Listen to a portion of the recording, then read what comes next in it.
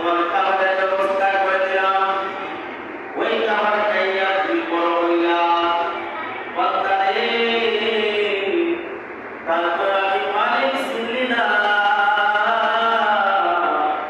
নাফরমান অপেক্ষা করো, যেদিন আমার কাছে আসবা সেই দিন আমি আল্লাহ তোমার মালিক চিনাইয়া দিব ঠিক না? আজকে দুনিয়া সাধারণ